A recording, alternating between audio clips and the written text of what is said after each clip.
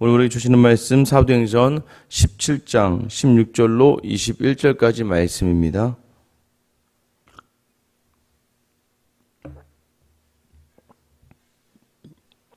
사도행전 17장 16절로 21절까지 말씀 같이 한 목소리 읽겠습니다. 바울이 아덴에서 그들을 기다리다가 그 성의 우상이 가득한 것을 보고 마음에 격분하여 회당에서는 유대인과 경건한 사람들과 또 장터에서는 날마다 만나는 사람들과 변론하니 어떤 에피쿠로스와 스토아 철학자들도 바울과 쟁론할세 어떤 사람은 이르되 이 말쟁이가 무슨 말을 하고자 하느냐 하고 어떤 사람은 이르되 이방 신들을 전하는 사람인가 보다 하니 이는 바울이 예수와 부활을 전하기 때문이러라. 그를 붙들어 아레오박으로 가며 말하기를 내가 말하는 이 새로운 가르침이 무엇인지 우리가 알 수 있겠느냐.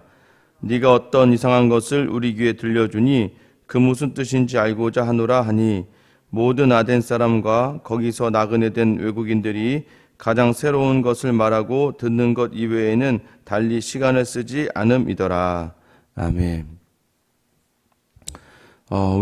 제가 주일날 우리 말씀 나눌 때 분노는 습관이다라고 말씀드렸습니다. 화내는 것은 습관이다.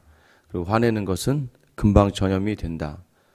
이제 어제 저녁에 아내랑 이제 저희 예배를 드리고 나서 이제 식사를 마치고 나서 있는데 좀 늦게 식사가 마친 거죠. 근데 저희 아들 녀석이 쪼르르 나오더니 갑자기 텔레비전을 이렇게 채널을 딱 바꾸고 딱 들어가는 거예요. 보면은 그 채널이 뭐냐면 이제 금요일 저녁마다 무슨 금쪽 같은 내 새끼에서 이제 그 자녀를 훈육하는 프로그램이 나옵니다. 근데 이제 이 아들 녀석이 나와서 그걸 틀고 들어가는 거의 그 프로그램에 나오면 거의 대부분 이유가 뭐라고 합니까? 부모 잘못이다. 이제 이런 거잖아요. 그러니까 갑자기 아내도 이렇게 있다가 어이없어 하는 거예요. 저희 볼 생각도 거의 없었고 그냥 이제 정리하려고 그러는데 아들 녀석이 엄마 아빠만 딱 거실에 놔둔 채 지들끼리 방으로 들어가면서 TV를 딱 틀어놓고 들어간 거고요. 그다음부터 이제 계속해서 뭐 극성적인 아이가 또 하나 나왔죠. 막 화를 엄청 내고 막 애가 학원에서도 집어 던지고 막 다 그럼 마지막에 어떻게 끝나요? 거기 프로그램은 부모가 눈물을 흘리면서 다 자기 잘못이라고 다 나 때문에 저 아이가 저렇게 된 거라고 하면서 막 울다가 마지막에 해결책으로 뭐예요? 부모가 잘 참아내고 부모가 아이한테 그 감정적인 걸 이렇게 추스리고 또 아빠는 막 울면서 예전에 자기의 아픔을 이야기하면서 아이를 데리고 가면서 이제 나도 너처럼 외로웠어 하면서 이렇게 얘기가 되는 거죠.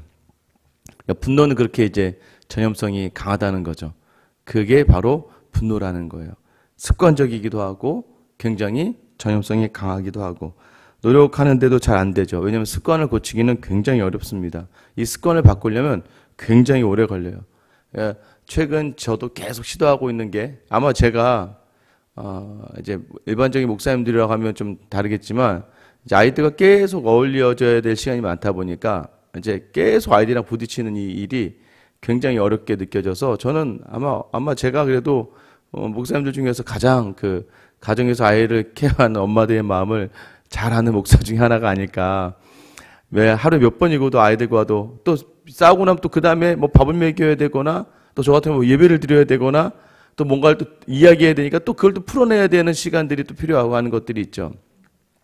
계속해서 이 훈련을 하고 있습니다. 그래서 심지어는 아이를 붙잡고 아빠가 널 때리고 싶지 않아. 아빠가 화내고 싶지 않아. 여기서 멈추자. 뭐 이런 식으로 이제 아이들을 설득하기도 하고 여기까지 하자. 계속 이제 아니면 이제 제가 몸이 피곤한 날에는 또 굉장히 예민해지잖아요. 그런 날에는 어떻게 하면 그냥 이제 아내가 다행히 있으면 조용히 방으로 들어갑니다. 왜냐면 거기 있어야 계속 아이들한테 잔소리를 하거나 화를 낼 수 있기 때문에 그러니까 그런 회피하는 방법들을 계속 생각을 해내거나 아이들 그냥 내버려 두기도 하고 제가 이제 그런 감정적인 그런 시간을 가지는데 이게 사실 쉽지는 않죠. 아마 이게 습관이기 때문일 거예요. 왜 우리가 분노하고 있는가? 제가 그 답을 물었죠. 왜 이걸 고칠 수 있는 건 내가 지금 왜 분노하고 있는가? 그러니까 왜 내가 아이들에게 또 가정 안에서 또 누군가에게 화를 내고 있는가?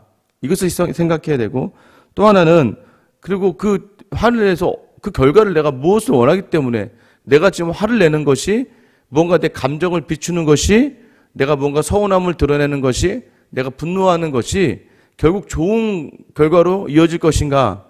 이제 이것에 대해서까지도 생각한다면 여러분, 우리는 굉장히 화를 내는 것, 분노하고 있는 것은 그다지 유익한 것이 아니라는 것을 알 수가 있죠.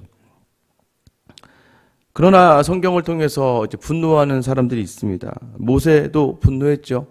모세도 분노해서 막 화를 내죠. 근데 특별히 뭐 여러 가지 화를 내는 이전 모습이 아니라 가장 크게 분노한 장면은 이제 십계명을 받고 돌아오는 장면에서 이스라엘 백성들이 우상을 세워서 섬기는 걸 보고 분노합니다. 엘리야도 분노합니다. 바알과 아스라의 선지자들을 따르는 그러한 아방의 무리들을 보면서 분노하죠. 심지어 우리 예수님도 분노하시죠. 성전 안에 장사꾼들로 가득한 그 모습을 보면서 분노합니다. 성경은 분노하지 말라고 이야기하지 않아요.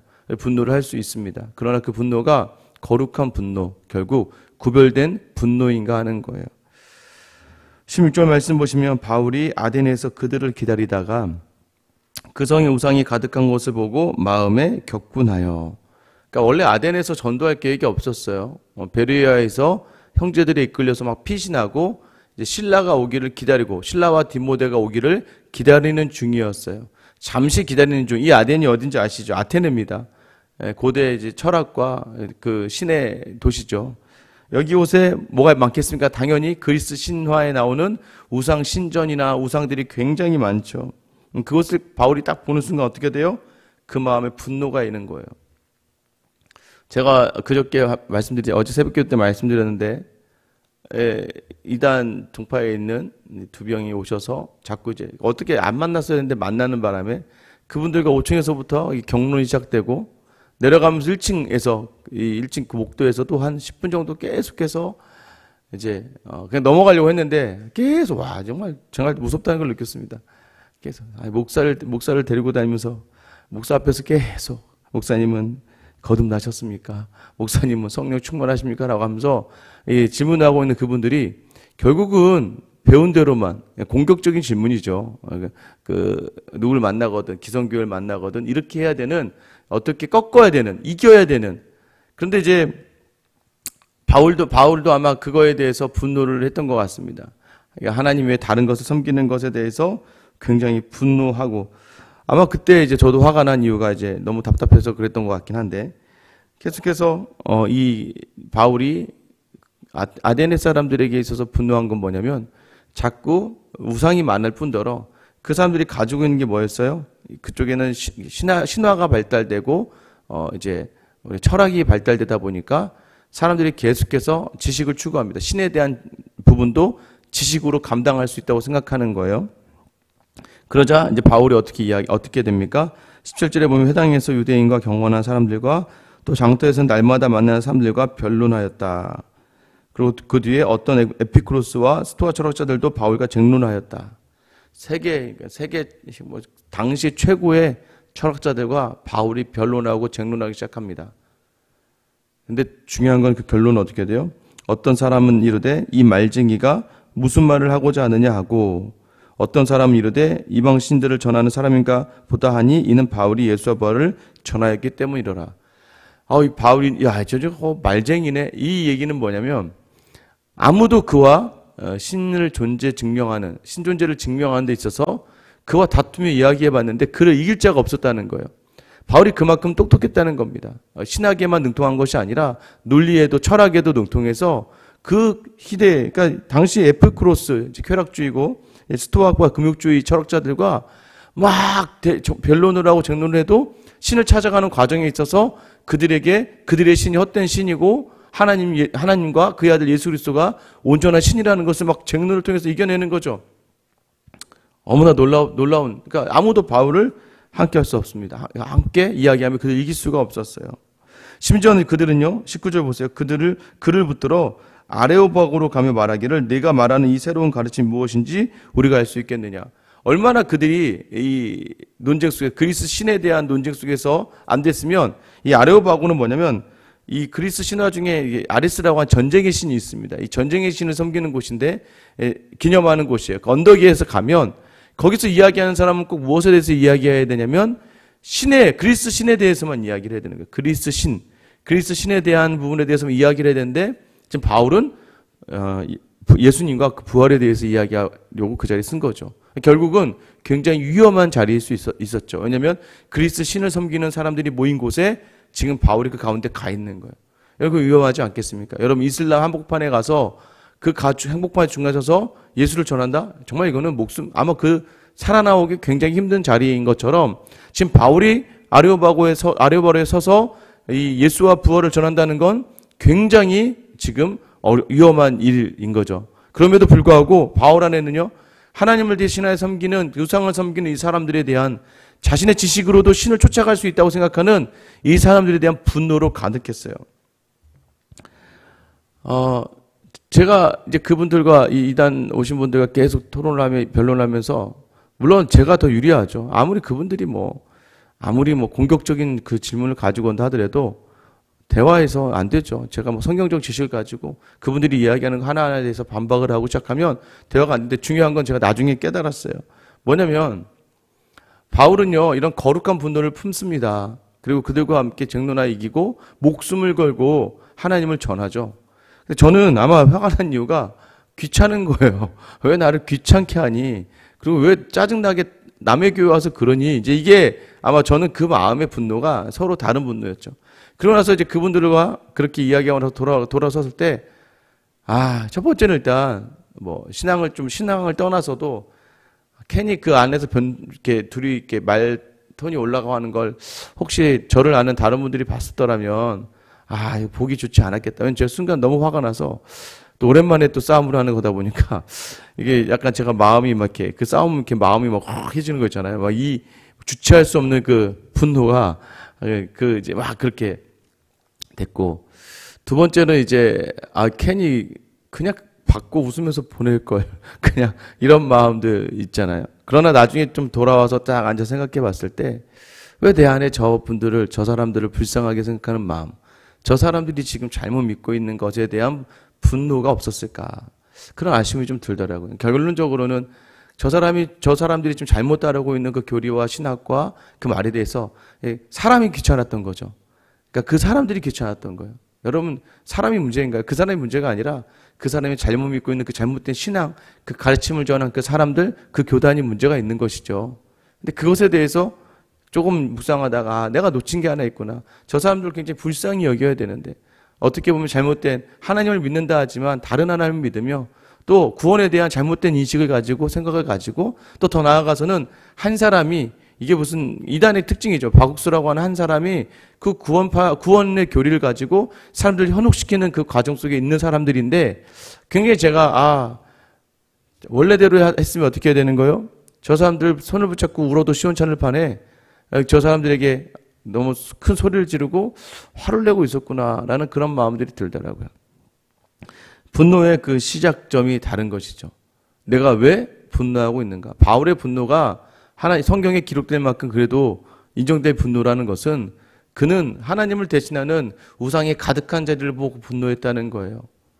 그들과의 말싸움에 실수는 좀 있을 수 있겠지만, 그러나 그 목숨을 걸고 나서도 그 아레오바고에 서서 마음껏 예수를 전했다는 거예요.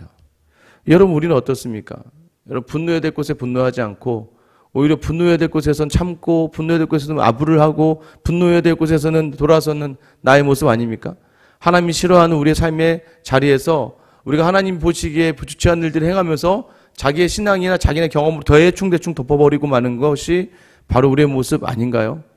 대충 얼굴면서 그래, 모두가 다 죄인이니까 이 정도면 되는 거지, 나도 어쩔 수 없는 인간이잖아 하면서 자기의 죄에 대해서만큼은 내로남불이라고 하지 않습니까? 자기의 죄에서만큼은 그래, 그럴 수 있는 거야, 사람이 그럴 수 있는 거지라고 하면서 우리는 우리가 잘못하는 곳에 대해서는 대충 넘어갑니다. 가정을 바라보면서 남편에게 세상에 대한 기대를 걸고 자녀들에게 세상에 대한 기대를 걸면서 분노하는 이유가 바로 사실 그거거든요. 세상의 기준에 맞지 않으니까, 다른 사람들 기대에 맞지 않으니까, 심지어 내 기대에 맞지 않고 내 성에 차지 않으니까 분노하는 건 아닙니까? 여러분, 그 분노의 이유가 우리는 어떻게 해야 돼요? 하나님이 우리에게 원하시는 자리를 우리의 생각과 또 세상의 생각으로 대신하는 자리에서 우리가 분노해야 되는데, 우리는 우리의 유익을 쫓아서, 우리의 기분을 쫓아서, 우리의 만족을 쫓아서 분노한다는 거예요. 분노의 이유 자체가 다르니 당연히 우리의 분노가 누군가를 죽일 수밖에 없고 누군가를 해할 수밖에 없고 누군가에게 상처를 줄 수밖에 없는 것이죠. 그래서 우리 안에 거룩한 분노를 품고 있어야 되는 거예요. 세상을 담고 있는 마음, 세상을 따르려는 마음, 세상의 풍조에 익숙해지려고 하는 마음, 또 세상의 것이 채워졌을 때 기뻐하는 마음, 세상의 것을 쫓아가는 마음, 이것으로 말미암아 여러분 우리가 기뻐하고 있다면 여러분 오히려 그 자리에 그 마음을 말미암아 분노해야 되는 것이 바로 우리 아니겠습니까? 분노해야 될 자리에서 온전히 분노하지 못하고 분노하지 말아야 될 자리에서 나의 모든 것, 나에게 걸려지는 것 때문에 분노하고 있는 우리의 모습을 보면서 다시 한번 우리의 거룩한 자리가 어디인지를 찾아야 돼요. 온전히 모든 자리에서 하나님을 찬양하기 위한 자리에서 몸부림치고 있는 것이 있는가? 특히 우리 가정 안에서 또 내일 주일을 준비하면서 오늘날의 삶 속에서 여전히 내 머릿속에 인간적인 생각으로 접근하는 모든 것들, 사람의 시선 생각하고 사람의 눈을 신경 쓰고 다른 이웃의 옆에 있는 사람들 신경 쓰면서 우리가 가지고 있는 모든 것들, 이것을 담아내려고 하는 그 인간적인 마음에 분노할 수 있는 우리, 그리고 다시 한번 세상을 향하려고 하는 것들 다 제거하고 다시 하나님의 기준으로 가정을 바라볼 수 있는 우리, 그리고 또한 교회를 바라볼 수 있는 우리, 그 가운데서 하나님께서는 일하시는 거예요. 오늘 온전히 내 삶의 우상으로 삼고 있는 모든 것들을 내치기로 작정하며 몸부림치는 우리의 그 거룩한 분노를 통해서 하나님은 영광 받으시고 우리를 복음의 통로로 사용하시는 것입니다. 부디 오늘 하루 여러분의 삶의 자리에서 하나님을 대신하고 있는 것들이 있다면 오늘 주신 말씀 기억하면서 이 거룩한 분노로 다 제거하며 하나님 앞에 정결하게 나감으로 말미암아 내일 주일 예배 가운데 특별한 은혜를 경험하는 귀한 하루를 보내 여러분 될 수 있기를 예수님의 이름으로 축원합니다.